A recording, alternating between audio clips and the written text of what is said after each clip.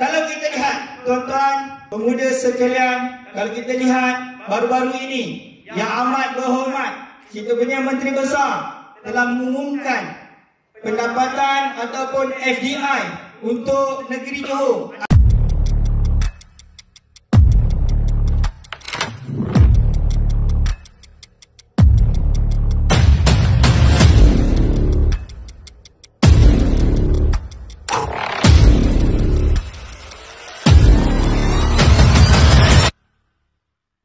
Adalah satu data ataupun FDI yang paling tinggi di antara negeri-negeri yang ada.